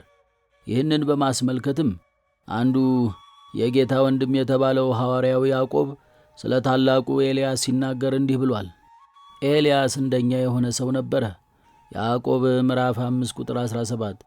መከራን ለመቀበል የሚመስለንና እንደኛ ሰው መሆኑን እየተናገረ እንዳለ ታስተውላለህን? ሌላውም እንዲህ አለ፣ እኔም እንደናንተ እኩል መዋቲ ሰው ነኝ። ይህም ሁላችንም አንድ አይነት ባህሪ ሰው መሆን እንዳለ የሚያስረዳን ነው። ዳግመኛም ንዑዳን ክቡራን የሆኑትን ንዑዳን ክቡራን ልንላቸው እንደሚገባን ከዚህ እንማራለን። የተወደደ ጳውሎስ እስከዚህ ሰዓት ድረስ እንራባለን፣ እንጠማለን፣ እንራቆታለን፣ እንጎሰማለን፣ እንንከራተታለን፣ እንደዚህም ጌታ የሚወደውን ይቆጠዋልና የሚቀበለውንም ልጅ ሁሉ ይገርፈዋል እያለ ሲናገር ብትሰሙ ልናመሰግናቸው፣ እንደዚሁም በምግባራቸውና በንጽሕናቸው ልንመስላቸው የሚገቡን እነዚያ በሰላም ያሉትን ሳይሆን ስለ እግዚአብሔር ብለው መከራና ሥቃይ የሚቀበሉትን እንደሆነ ግልጽ ነው። ነቢዩ ስለዚሁ ነገር እንዲህ አለ። ቀኝ እጃቸው የሐሰት ቀኝ የሆነ ልጆቻቸው በጎልማስነታቸው እንደ አዲስ ተክል የሆኑ ሴቶች ልጆቻቸውም እንደ እልፍኝ ያማሩና ያጌጡ ዕቃ ቤቶቻቸውም የተሟሉ በየአይነቱ ዕቃ የሚሰጡ በጎቻቸውም ብዙ የሚወልዱ በማሰሪያቸውም የሚበዙ ላሞቻቸውም የሚስቡ ቅጥራቸውም መፍረሻና መውጫ የሌለው በአደባባዮቻቸውም ዋይታ የሌለ እንደዚህ የሚሆን ሕዝብ የተመሰገነ ነው ይላሉ። አንተ ነቢይ ሆይ አንተስ ምን ትላለህ? እኔማ በሀብት የበለጸጉትን ሳይሆን እግዚአብሔር አምላኩ የሆነ በምግባር በትሩፋት ያጌጠው ሕዝብ ምስጉን ነው። ምን እንኳን ስፍር ቁጥር የሌላቸው መከራዎችን ቢቀበሉም ደስ የምንሰኝባቸው እነዚህ ናቸው ይለናል። 9ኛ ምክንያት መጨመር ቢያስፈልግ መከራ ትዕግሥትን ያደርጋል፣ ትዕግሥትም ፈተናን፣ ፈተናም ተስፋን፣ ተስፋም አያሳፍርም እንደተባለ ይህ በቅዱሳን ላይ የሚደርሰው መከራ የሚደርስባቸውን ሁሉ ያበረታቸዋል ማለት እንችላለን። እንግዲህ ፈተና ሊመጡ ያሉ መልካም ነገሮች እንድንመለከት እንደሚያደርገንና ለረዥም ጊዜ በመከራ ውስጥ መቆየት ለወደፊቱ በጎ ተስፋ እንዲኖረን እንደሚያደርግ ታያለህን? ስለዚህ እነዚህ መከራዎች ራሳቸው ትንሣኤ ሙታንን ተስፋ እንድናደርግ ወርቅን በእሳት እንደሚፈትኑት ጻድቃንም ሰው በመከራ ይፈትኑታል እንደተባለም የሚፈተኑትን ይበልጥ ጽኗን እንደሚያደርጋቸው የሚያሳይ ነው። ከዚህ ጎን ለጎን ልንጠቅሰው የሚገባን ሌላ 10ኛ ምክንያትም አለ። ደጋግሜ ስናገረው የነበረው ይህ ምክንያትስ ምንድን ነው? የኀጢአት ንቁጥ ቢኖርብን እርሱን እናስወግድ ዘንድ። ይህንንም ከአርዕስተ አበው አንዱ የሆነው አብርሃም ግልጽ አድርጎታል። እንዲህ ሲል አልዓዛር በሕይወት ሳለ ክፉ ተቀብሏል፣ ስለዚህ በዚህ ይጽናናል። ከዚሁ ያሉትን ሳይሆን ስለ እግዚአብሔር ብለው መከራና ሥቃይ የሚቀበሉትን እንደሆነ ግልጽ ነው። ነቢዩም ስለዚሁ ነገር እንዲህ አለ። ቀኝ እጃቸው የሐሰት ቀኝ የሆነ ልጆቻቸው በጎልማስነታቸው እንደ አዲስ ተክል የሆኑ ሴቶች ልጆቻቸውም እንደ እልፍኝ ያማሩና ያጌጡ ዕቃ ቤቶቻቸውም የተሟሉ በየአይነቱ ዕቃ የሚሰጡ በጎቻቸውም ብዙ የሚወልዱ በማሰሪያዎቻቸውም የሚበዙ። ከዚሁ በተጨማሪ ሌላ ምክንያት እናገኛለን። ይኸውም ክብራችን ይበዛ ዘንድ ነው የሚል ነው። መከራዎች በበዙ መጠን ክብሩም እንደዚሁ ድልብ ነው። እንዲያውም ለእኛ የሚገለጥ ዘንድ ካለው ክብር ጋር ቢመዛዘን የአሁኑ ዘመን ሥቃይ ምንም አይደለም እንዲል ከዚህ ከፍ ያለ ነው። ስለዚህ ቅዱሳን መከራን የሚቀበሉበት ምክንያቱ በጣም ብዙ እንደመሆኑ ራሳችንን ገዝተን ሌሎችም እንዲሁ እንዲያደርጉ እናስተምራቸው ዘንድ በእኛ ላይ የሚደርሱ መከራዎች ውስብስብ እንደሆኑ አድርገን አንውሰዳቸው፣ ወይም በእነርሱ ምክንያት አንጨነቅ፣ አንረበሽም። ተወዳጅ ሆይ በምግባር በትሩፋት የሚኖር መንፈሳዊ ጥበብን የያዘ እግዚአብሔርን ደስ የሚያሰኘው ሰው ስፍር ቁጥር በሌላቸው በሽታዎች እየተሰቃየ ብትመለከት አትሰናከል። ምንም እንኳን ከዚህ በፊት በመንፈሳዊ ጉዳዮች ላይ ትጉህና መልካም ነገሮችን ሲያደርግ የነበረ ሰው አሁን እንዲህ ታሞ ብታየውም ተስፋ አትቁረጥ። እገሌ ወደ ቅዱሳን ሰማዕታት ቅዱስ መካን መንፈሳዊ ጉዞ እያደረገ ነበር። ለድሆች እየመጸወተ ሳለም አደጋ አጋጠመው፣ ያለውንም ሁሉ አጣ። ሌላም ሰው እንደዚህ እያደረገ ሳለ ወንበዴዎች አገኙት። ከዚያ ቦታ ባዶ እጁን በመሸሽም ለጥቂት ሕይወቱ ሊተርፍ ቻለ ብለው ጥያቄዎችን የሚያነሱ ብዙ ሰዎችን አውቃለሁና ለእንደነዚህ አይነቱ ጥያቄ ልንናገረውና ልንመልሰው የሚገባን ምንድን ነው? በእነዚህ በአንዳቸውስ እንኳን ማንም ማዘን የሌለበት ለምንድን ነው? አንዱ አደጋ ቢገጥመው ከእርሱ የሚጠበቀውን ያህል ድርሻውን ስለተወጣ የጻድቁን ፍሬ አግኝቷልና። ወደ ቅዱሳን መካነ አጽምም ሲሳለም ገንዘቡን ሁሉ ይዞ ተነሣ። ይሄ የእርሱ ውሳኔ ነበር።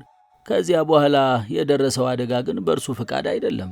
እሺ፣ እርሱ ካልፈቀደው ታዲያ ለምን እግዚአብሔር እንዲህ እንዲሆን ፈቀደ? ያንን ሰው የተመሰገነ የተከበረ ያደርገው ዘንድ ነዋ። ግን እኮ ድሆቹ ገንዘቡን አልተቀበሉትም።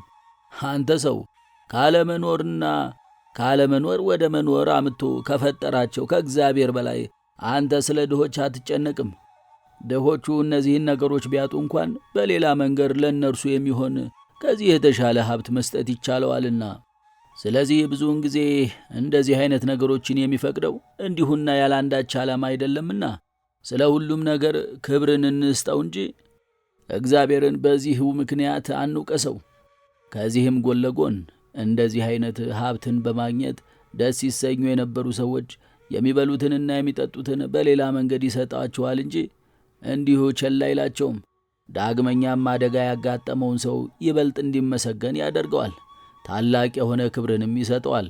አንድ ሰው በእንደዚህ አይነት መከራ ውስጥ ገብቶ ሳለ እግዚአብሔርን ሲያመሰግን ምጽዋትን ከመስጠት እጅግ ከፍ ያለ ነውና፣ በምጽዋት የምንሰጠው ብቻ ሳይሆን ሌሎች ሰዎች ያለንን ሁሉ ወስደውብን ሳለ ይህንን በጽናት የምንታገሰው ከሆነ ይህ ራሱ እጅግ ታላቅ ፍሬን ያመጣልናል። እኛ ምጽዋትን ሰጠን ከምናገኘው ክብር ይልቅ ሰዎች ልንሰጠው የነበረውን ብቻ ሳይሆን ሌላውንም ሲወስዱብን የበለጠ ዋጋ እንዳለው ታውቅ ዘንድም ኢዮብ የደረሰበት ጋር በማያያዝ ግልጽ አደርግልሃለሁ። ኢዮብ ሀብቱ እያለው ቤቱ ለነዳያን ክፍት ነበር፣ ያለውንም ሁሉ ሳይሰስት ይሰጥ ነበር። ቤቱ ሲፈርስ በመታገሱ ምክንያት እንዳገኘው አይነት ግን ቤቱ ለድሆች ክፍት በነበረበት ሰዓት ክብር አልነበረውም። እሳት ከሰማይ ወርዳ ከብቶቹን በበላችበትና ባመሰገነበት ሰዓት ያገኘው አይነት ክብር ግን በበጎቹ ቆዳ የታረዙትን ሲያለብስ አልነበረውም። መጀመሪያ ላይ ፍቅረ ቢጽ ነበረው፣ አሁን ግን ጥበብን ራሷን ወደዳት። በፊት የነዳያን ወዳጅ ነበር፣ አሁን ግን እግዚአብሔርን የሚያመሰግን ሆነ። እንዲህ ብሎም ለራሱ አልጠየቀም፣ ይህ ሁሉ ለምን ደረሰብኝ? አእላፍ ነዳያን ይረዱባቸው የነበሩ ከብቶቼ አሁን እሳት በላቸው። ምንም እኔ ለዚህን ያህል ሀብት የተገባሁ ባልሆንም እንኳን እግዚአብሔር ቢያንስ ለነዳያኑ ሲል ሊወስድብኝ አይገባም ነበር። ኢዮብ እንደዚህ አይነት የስንፍና ንግግርን በፍጹም አልተናገረም። እግዚአብሔር ለምን እንደዚያ እንደሚያደርግ ያውቃልና። ዳግመኛም እነዚህን ሁሉ ካጣቸው በኋላ ከቀድሞ ይልቅ አሁን ዲያብሎስን በጽኑ ምት እንደመታው ታውቅ ዘንድም እነዚህ ሀብታት በእጁ ከነበሩበት ሰዓት ይልቅ አሁን ይበልጥ እግዚአብሔርን እንዳመሰገነ፣ አስቀድሞ ይሰጠው ከነበረው ምጽዋት ይልቅ አሁን ይበልጥ እንደሰጠ አስተውል። ምክንያቱም አስቀድሞ እግዚአብሔርን ሲያመሰግንና ምጽዋትን ሲሰጥ ምንም ሐሰት ቢሆንም ዲያብሎስ በውኑ ኢዮብ አንተን የሚፈራ በከንቱ ነውን ብሎ ሊናገር ችሏል። ሀብቱን ንብረቱን ወስዶበት ባዶ እጁን ቢያስቀረውና ኢዮብም እግዚአብሔርን በማመስገን ሲጸና ግን ከዚያን ጊዜ ጀምሮ የኀፍረት የለሹ የዲያብሎስ አፍ ተዘግቷል። ከእንግዲህ ወዲህ የሚናገረውን ነገር አጥቷል። ስለዚህ ይሄ ሰው ማለትም ኢዮብ ከበፊቱ ይልቅ ይበልጥ ከበረ እንላለን። አስቀድሞ እርሱን ለሚመስሉ ጓደኞቹ እጅግ ቸር ሰው ነበር። አሁን ግን ከዚህም አልፎ እግዚአብሔርን የሚወድ ሆኗል። ትምህርቴን እንዲህ ማስረዝመው ያለ ምክንያት አይደለም። በምግባረ ሰናይ የሚሳተፉ እጓለማውታውን ወላጅ የሌላቸውን የሚረዱ ሆነው ሳለ በተለያየ ምክንያት ሀብት ንብረታቸውን ያጡ ብዙ ሰዎች ስላሉ ነው እንጂ አንዳንዶቹ በእሳት አደጋ ምክንያት ያላቸውን ሁሉ አጥተዋል። አንዳንዶቹ አደጋ አጋጥሟቸዋል። ሌሎቹም በሐሰተኛ መረጃና እርሱን ተከትሎ በሚመጣው አደጋ ምንም እንኳን በጣም ብዙ የቸርነት ምግባርን የሚተገብሩ ቢሆኑም ወደ ጽኑ ድህነት፣ ሕመምና በሽታ ገብተው ከአንድ ሰውስ እንኳን እርዳታ ያላገኙ አሉ። ነገር ግን ብዙ ሰው እንደሚለው እኛም ማንም ሰው ምንም አያውቅም እንዳንልና እንደዚህ አይነት ጥርጣሬ ለማስወገድ እስካሁን ድረስ የተናገርኩት እጅግ ጠቃሚ ነው እንበልና እገሌ የተባለ ሰው ለድሆች ብዙ የሚሰጥ ሆኖ ሳለ ለምን ያለውን ሁሉ ያጣል የሚል ተቃውሞ ተነሳ እና ያለውን ሁሉ ቢያጣስ ስለ ማጣቱ እግዚአብሔርን ቢያመሰግን ከእግዚአብሔር ዘንድ አስቀድሞ ከነበረው ይልቅ የበለጠ ባለሟልነትን ያገኛል። የሚያገኘውም ልክ እንደ ኢዮብ በዚህ ዓለም ላይ 2 እጥፍ አይደለም፣ ሊመጣ ባለው ዓለምም 100 እጥፍ ነው እንጂ። ክፉን በጥባት በጽናት ሆኖ ቢታገል እነዚህ ሁኔታዎች በአኮቴት በመቀበሉ ምክንያት ታላቅ የሆነ ሀብትን ያመጡለታል። እግዚአብሔር እንደዚህ ከባለጸግነት ወደ ድህነት እንዲወርድ የሚፈቅድበት ምክንያት ተግባራዊ ሕይወትን እንዲለማመድና ታላላቅ መከራዎችን እንዲታገስ ሲጠራው ነውና። ወዳጄ ሆይ በብዙዎች እንደሚደርሰው አንተም ቤትህ ተቃጥሎብህ ሀብትና ንብረትህን አውድሞብሃልን? ኢዮብ ምን እንደደረሰበት አስታውስ፣ እግዚአብሔርንም አመስግን። ምንም እንኳን አለማመስገን ይቻል የነበረ ቢሆንም ከማመስገን ግን አልተከለከለምና አንተም እንደ ኢዮብ ከማመስገን ባትከለከል ሀብት ሁሉ በነዳያን እጅ እንዳስቀመጥከው ሆኖልህ ታላቅ የሆነ ክብርን ትቀበላለህ። ዘመንህን ሁሉ በማጣትና በመራብ እንደዚሁም ለመቁጠር እንኳን በሚታክቱ መከራዎች አልፈሃልን? በደዌ በድህነት በብቸኝነትና ስፍር ቁጥር በሌላቸው መከራዎች የተንገላታውን እንደዚሁም ከዚያ በኋላ ታላቅ የሆነ ክብር ያገኘውን አልዓዛርን አስበው። በረሃብ በጥም በመራቆት የኖሩትን ሐዋርያትን አስታውሳቸው። ነቢያትን፣ አበውን እንዲሁም ጻድቃንን ባሰብክ ጊዜም አንዳቸውስ እንኳን በተድላ በደስታ ሕይወት ይኖሩ በነበሩ ሰዎች መካከል ሳይሆን በነዳያን በችግረኞችና በተጨቆኑ ሰዎች መካከል ታገኛቸዋለህ። ለራስህ እነዚህን ነገሮች ከተናገርክ በኋላም እግዚአብሔር እነዚህን ሰዎች ባይወዳቸው ኑሮ እንደዚህ መከራ እንዲያገኛቸውና በእነዚህ መከራዎችም እጅግ ፈክተው እንዲታዩ ባልፈቀደ ነበርና አንተንም ስለሚጠላህ ሳይሆን እጅግ ስለሚወድህ ከዚህ ተካፋይ እንድትሆን አድርጎሃልና አምላክህን አመስግነው። እግዚአብሔርን እንደ ማመስገን ምንም በጎ ነገር የለም። የእግዚአብሔር ስም በከንቱ እንደ ማንሳትም እንደ ማማረርም ምንም ክፉ ነገር የለም። መንፈሳዊ ነገሮችን ማድረግ ስናበዛ መከራው ቢበረታብን ምንም ልንደነቅ አይገባንም። ሌቦች ወርቅና ብር ያላቸው እንጂ ድርቆሽና ገለባ እንዲሁም ሰንበለጥ ያለውን ቤት አይበረብሩምና ዲያብሎስም የሚያጠቃው መንፈሳዊ ምግባራትን የሚያበዙትን ሰዎች ነው። በጎ ምግባር ባለበት ሁሉ ብዙ ወጥመዶች አሉ። ቸርነት ባለበት ቅንዓት አለ። እነዚህን ሁሉ ከንቱ የሚያደርግ አንድ ፍቱን የጦር ዕቃ መሳሪያ ግን አለ፣ ስለ ሁሉም ነገር እግዚአብሔርን ማመስገን።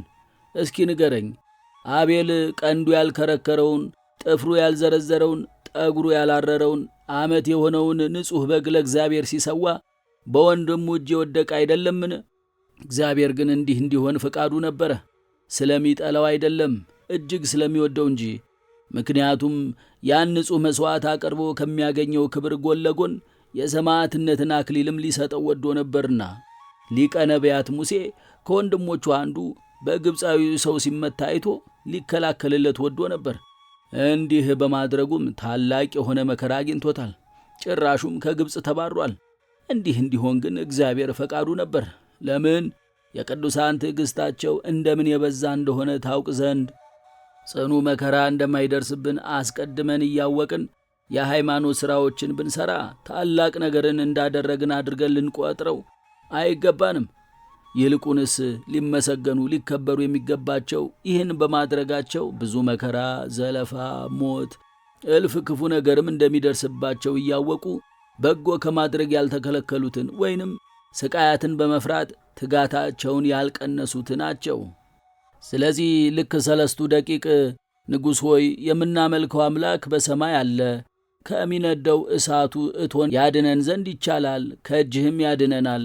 ንጉሥ ሆይ ይህም ባይሆን አማልክትህን እንዳናመልክ ላቆምከውም ለወርቁ ምስል እንደማንሰግድለት ወቅ እንዳሉት አንተም ለእግዚአብሔር በምታደርገው ማንኛውም ተግባር ብዙ መከራ፣ ብዙ ውጣ ውረድ፣ ብዙ ሞት እንዳለበት በማወቅ እንደዚህ ያለ ነገር ቢገጥምህ ልጄ ሆይ ለእግዚአብሔር ትገዛ ዘንድ ብትሄድ ሰውነትህን ለመከራ አዘጋጅ እንደተባለ ምንም አትደነቅ፣ አትረበሽም። ውጊያውን የማይወድ ካለ ይህ ያለ ቁስል የድል አክሊልን የሚጠብቅ ሰው ነው።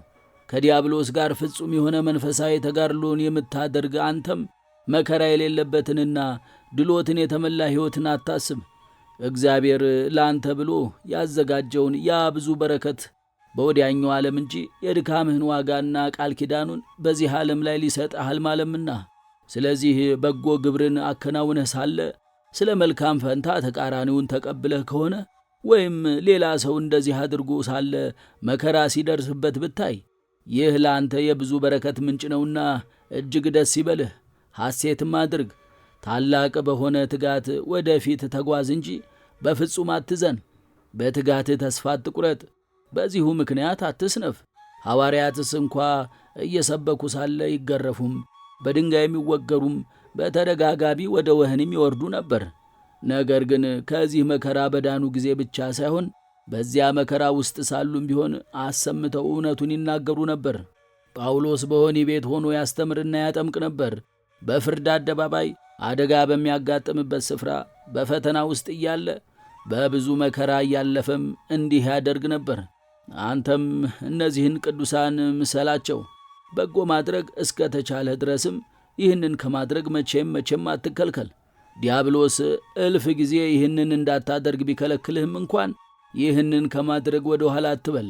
ምናልባት አንተ ገንዘብህን በእጅህ ይዘህ ሳለ መከራ ገጥሞ ይሆናል። ቅዱስ ጳውሎስ ግን ከገንዘብ በላይ እጅግ ውድ የሆነውን ቃለ እግዚአብሔር በእጁ ይዞ ሳለ ወደ ሮሜ ሄደ። በዚያም ብዙ ተደበደበ፣ ስፍር ቁጥር የሌለውንም መከራ ተቀበለ። ይህንንም እርሱ ራሱ እንዲህ በማለት ግልጽ አድርጎታል። 1 ጊዜ ወደ እናንተ ልንመጣ ብዙ ወደድን፣ ነገር ግን ሰይጣን አሰናከለን። ይህ እንዲሆን እግዚአብሔር ፈቃዱ ነበር። ይኸውም ኃይሉን ይበልጥ ለመግለጥና ዲያብሎስ ምን ያህል ማሰናካዮችን ቢደረድርም ወንጌል እንዳይሰበክ እንዳላደረገ ወይንም ምንም እንዳላስተጓጎለ ለማሳየት ወዶ ነው። ለዚሁ ምክንያት ንዑድ ክቡር የሚሆን ጳውሎስ ስለ ሁሉ ነገር እግዚአብሔርን አመስግኗል። ይበልጥ የነበረው እርሱ እንደሆነ በማወቅም እነዚህ እንቅፋቶች ምንም ሳይከለክሉት በሁሉም ረገድ ይበልጥ ይተጋ ነበር። ስለዚህ ብዙውን ጊዜ በመንፈሳዊ ሥራዎች ላይ ደጋግመን ብንወድቅ እነዚህን ያጣናቸውን በጎ ምግባራት ገንዘብ ለማድረግ ልንፋጠን ይገባናል። እግዚአብሔር እነዚህን እንቅፋቶች በእኔ ይደርሱ ዘንድ የፈቀደው ስለምንድን ነው አንበል። ወዳጄ ሆይ እግዚአብሔር እንዲህ እንዲሆን የፈቀደው ከሌሎች ይልቅ ያለህን ትጋት ታላቅ የሆነ ፍቅርህንም ያሳይ ዘንድ ነውና ለምን አትበል። የእውነተኛ ወዳጅ ልዩ መገለጫው ይኸው ነውና ተፈቃሪው የሚወዳቸውን ነገሮች ከማድረግ በፍጹም አለመከልከል። ሰነፍና ልፍስፍስ ሰው በአንዲት ቡጢ ወደ ኋላ ይወድቃል። ብርቱና ንቁ ሰው ግን ምንም እንኳን 1000 ጊዜ የሚያደናቅፈው ነገር ቢገጥመውም የአቅሙን ያህል እየተፍጨረጨረና በሁሉም ረገድ እያመሰገነ እግዚአብሔር የሚወዳቸውን ነገሮች ለመፈጸም ይበልጥ ይተጋል። ስለዚህ እኛም እንዲህ እናድርግ። ማመስገን ታላቅ ባለጸግነት ነው፣ ታላቅ ሀብት ነው። ማንም ሊወስደው የማይችል ብርቱ የጦር ዕቃ መሳሪያም ነው። የእግዚአብሔርን ስም በከንቱ ማንሳት፣ ማማረር ግን የዚህ ዓለም ሕይወታችንንም ሳይቀር ምስቅልቅል ያደርግብናል።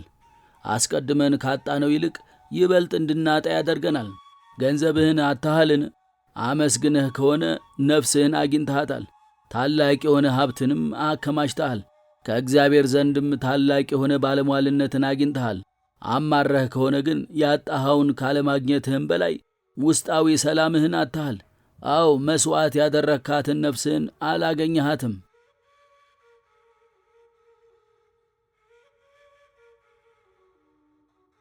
አሁን ትምህርታችንን የእግዚአብሔርን ስም በከንቱ ማንሳት፣ ማማረር ወደሚል ሐሳብ ስለዞረና ይህንንም ስላስተማርኳችሁ ሁላችሁም አንድ ውለታ ትውሉልኝ ዘንድ መጠየቅ እፈልጋለሁ። እርሱም የእግዚአብሔርን ስም በከንቱ የሚጠሩትን የዚህች ከተማ ነዋሪዎችን በእኔ ፈንታ ሆናችሁ ታቀኗቸው ዘንድ ነው። በየጎዳናውና በየአደባባዩ ወይም በጉባኤው መሃል የእግዚአብሔርን ስም በከንቱ የሚያነሳ ማንኛውም ሰው ከሰማህ ወደ እርሱ ሄደህ ገስጸው። በተግሣጽ ቡጢ መምታት አስፈላጊ ሆኖ ካገኘኸው እንኳን ይህንን ከማድረግ ወደ ኋላ አትበል። ፊቱን በጥፊ በነቀፋ ጽፈው፣ አፉን አስይዘው። በተግሣጽ ቡጢ መምታትም እንደ ልቦና ቀድሰው። ይህን በማድረግህ አንተን የሚወቅስና ወደ ሸንጎ የሚወስድህ ካለም ወደሚወስዱህ ቦታ ተከተላቸው። ዳኛው ለምን ይህንን እንዳደረግህ ሲጠይቅህም አሰምተህ እንዲህ በለው፣ ይህን ያደረግሁት ይህ ሰው የመላእክትን ንጉሥ ሲነቅፍ ስላገኘሁት ነው። የአንድን ምድራዊ ንጉሥ ስም በከንቱ የሚያነሱ ሰዎች ጽኑ ቅጣት የሚገባቸው ከሆነ የእግዚአብሔርን ስም የሚሰድቡ ደግሞ ከዚህ በላይ ይገባቸዋልና ይህ ወንጀል ነው፣ ግልጽ የሆነ ጥፋት ነው። ፈቃዱና ድፍረቱ ላለው ሰውም በእግዚአብሔር ላይ የነቀፋ ቃልን የተናገረን ሰው መቅጣት ሕጋዊ ነው። ክርስቲያኖች ለዚህች ከተማ መድኃኒቶቿ፣ ጠባቂዎቿ፣ አርበኞቿና መምህራኖቿ መሆናቸውን አይሁዶቹም ግሪኮቹም ይወቁ። የእግዚአብሔር አገልጋዮችን ይፈሩ ዘንድ ድንገት እንደዚህ አይነት ጸያፍ ነገርን ለመናገር በሚዳዳቸው ሰዓት ምናልባት ይህንን የሚሰማ ክርስቲያን ባጠገባቸው ካለ ፈጥኖ እርምጃ ሊወስድባቸው ስለሚችል ሁላቸውም በዙሪያቸው ያለውን መንገድ እንዲመለከቱ የራሳቸውን ጥላስ እንኳን ቢሆን ሊፈሩ እንደሚገባ ሥርዓት አልባዎቹና ጠማሞችም ይህንን ይወቁ። ዮሐንስ መጥምቅ ምን እንዳደረገ አልሰማህምን? የጋብቻን ሥርዓት የሚተላለፍ አንድን አምባገነን ንጉሥ ተመለከተ። በሕዝቡ መካከል ሆኖም አሰምቶ እንዲህ አለ፣ የወንድምህ የፊልጶስ ሚስት ለአንተ ልትሆን አልተፈቀደም። እኔ ግን ይህንን አልጠይቅህም። ንግሥቲቱን ወይም ዳኛውን ወይም የጋብቻውን ሥርዓት ለሚንቁ ወይም በተሰደቡ ጓደኞቼ ፊት አንተ ተቃውሞ እንድታነሳ አልጠይቅህም። እኔ የምለምንህ በእግዚአብሔር ላይ የነቀፋ ቃልን የሰነዘሩ ሰዎች ተመጣጣኝ እርምጃ እንድትወስድባቸው ነው። በውኑ ሕግጋትን የሚተላለፉ ነገሥታትንና ዳኞችን ገሥጻቸው፣ አቅናቸውን ብዬ ብነግርህ እንዳበድኩ አድርገህ አታስብምን? መጥምቁ ዮሐንስ ግን በእውነት እንዲህ አድርጓል። ስለዚህ እኛ እንዲህ ማድረጋችን እንዲያውም ትንሽ ነው። በመሆኑም ቢያንስ የገዛ ጓደኛህንና አንተን የሚተካከለውን ሰው እንኳን አርመው። ምናልባት መሞት ቢያስፈልግም እንኳን ወንድምህን ከመገጸጽ ወደ ኋላ አትበል። ዮሐንስ ሰማዕት እንደነበረ ሁሉ የአንተ ሰማዕትነትም ይሄው ነውና ምንም እንኳን ለጣዖት መሥዋዕት እንዲያቀርብ ወይንም እንዲሰግድ ባይታዘዝም ተንቀው ለነበሩት ቅዱሳን ሕግጋት ሲል ግን አንገቱን ሰጥቷል። መጥምቁ ዮሐንስ አንተም እንዲህ አድርግ። መሞት እንኳን ቢያስፈልግ ስለ እውነት ለመሞት ምንም አታወላውል። የዚያን ጊዜ እግዚአብሔር ስለ አንተ ይዋጋልና። በዚህ ላይ እኔ ምን ያገባኛል፣ እኔ ከእርሱ ከጓደኛዬ ጋር ምንም ግንኙነት የለኝምና የሚል ደካማ መልስም አትስጠኝ። ምንም ግንኙነት የሌለን ከዲያብሎስ ጋር ብቻ ነው። ከሰዎች ሁሉ ጋር ግን በጣም ብዙ የምንጋራቸው ነገሮች አሉ። ምክንያቱም አንድ አይነት ባህሪ ሰው መሆንን አለን። እኛ በምንኖርበት ምድር ይኖራሉ። እኛ የምንበላውን ምግብ ይበላሉ። አንድ ጌታ አለን። እኛ የተቀበልነውን ሕግ ተቀብለዋል። እኛ ወደ ተጠራነው መንግሥትም ተጠርተዋል። ስለዚህ ከእነዚህ ሰዎች ጋር ምንም የሚያገናኘን ነገር የለም አንበል። እንዲህ ብሎ መናገር ሰይጣናዊ ንግግር ነውና ዲያብሎሳዊና ኢሰብአዊነት ነውና፣ ስለዚህ ለወንድማችን ያለንን ጥንቃቄ እናሳይ እንጂ እንደዚህ አይነት ቃላትን አንናገር። እዚህ ጉባኤ ላይ ያላችሁ ሁሉ የዚህች ከተማ ነዋሪዎችን ለማዳን ፈቃዳችሁ ቢሆን ፈጥነን ከጥፋቷ እንደምናድናት በእውነት ያለ ሐሰት እጅግ እርግጠኛ ነኝ። ለዚህም ቃል ገባላችኋለሁ። ምንም እንኳን ከከተማይቱ ሕዝብ ብዛት አንጻር እዚህ ያለነው ጥቂት ብንሆንም ከሃይማኖተኝነት አንጻር ግን ብዙዎች ነን። ስለዚህ የወንድሞቻችንን ደህንነት ለመጠበቅ ኃላፊነትን እንውሰድ። በቀናኢነት የተነሳ አንድ ሰው ብቻውን አጠቃላይ ኅብረተሰቡን ለመለወጥ በቂ ነውና አንድ ወይም ሁለት ወይም ሦስት ሰዎች ሳንሆን እንዲህ ብዙዎች ሳለን የምናደርግላቸው ጥንቃቄ ችላ የምንል ከሆነ ግን ብዙዎቹ የሚጠፉትና የሚወድቁት በሌላ በምንም መንገድና ከእኛ አቅም ማነስ የተነሳ ሳይሆን ከእኛ እንዝህላልነት የተነሳ ነው። ይህስ በእውነት ስንፍና አይደለምን? ሰዎች በአደባባይ ላይ ተጣልተው ብናይ በመካከላቸው ገብተን እናስታርቃቸዋለን። ስለሚጣሉ ሰዎች የምናደርገው ስለምንድን ነው?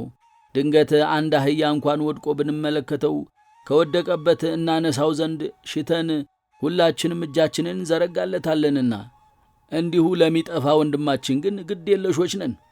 ተወዳጆች ሆይ ይህ የእግዚአብሔርን ስም በከንቱ የሚጠራውና የቁጣውን ሸክም መሸከም አቅቶት የወደቀው ሰውም እንደ አህያው ነው። ስለዚህ በቃልም በግብርም በርኅራኄም በኃይልም እናነሳው ዘንድ ኑ። የምንሰጠው መድኃኒት ልዩ ልዩ አይነት ይሁን።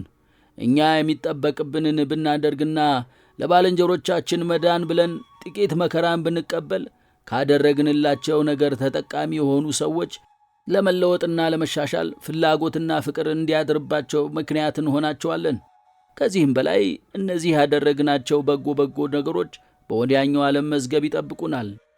እኛ ይህንን ሰርተን አናበቃምና ጌታችን ኢየሱስ ክርስቶስ በቸርነቱና ሰውን በመውደዱ ይህንን ያድለን።